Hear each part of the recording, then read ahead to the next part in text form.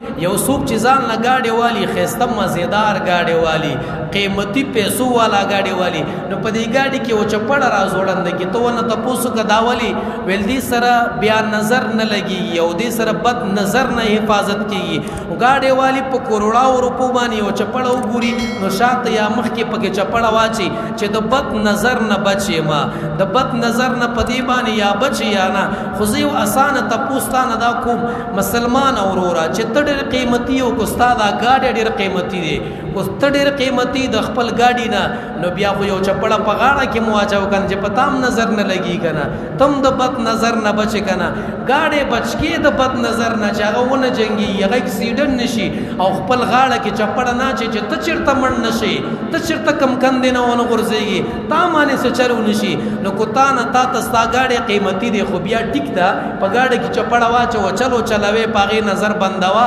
او په هغې د ځان حفاظت کوه او کو ستا دا بدن د ګاډي د قیمت نه سوا دی یو ښه مزېداره چپړه وګوره په غاړه کې واچوه چې تا ته هم ضرر نه رسېږي په دې چپړو مپړو باندې په دې شیانو باندې نه بد نظر منې کېږي او داسې کارونه دي د بد نظر دپاره رسول الله علاج ښودلی دی د بد نظر دپاره پیغمبري تعلیم هم شته دی د بد نظر د حفاظت دپاره پیغمبر پاک علیه السلام یې صورت کافرون اخلاص فلق ناس وایا چارقل صورت وایا په ځان باندې وان یکاد الذین کفروا لیزلقونک بابصارهم لما سمعوا الذکر ویقولون انه لمجنون دا آیاتونه ځان باندې وایا آیت الکرسی ځان باندې وایا د قرآن تلاوت ځان له وظیفه کا درود شریف ځان له وظیفه کا داسې ځان له وظایف جوړ کړه چې هغه د دین سره موافق دي هغه دینداري ده هغې کې ثواب دی هغې کې اجر دی بیا به انشاءالله د بد نظر نه هم بچي د سیر نه هم بچي د کوړو نه هم بچي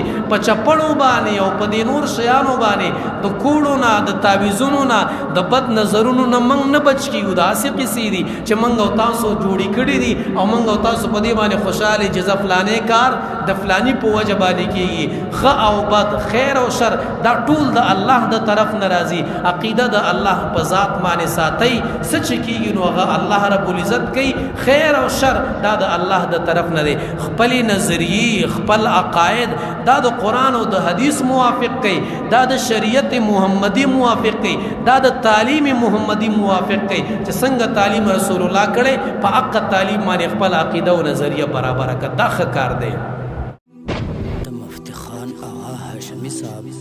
د هر قسمه بیانونو ترلاسه کولو لپاره زموږ چینلونه در سره لایک او سبسکرایب کړئ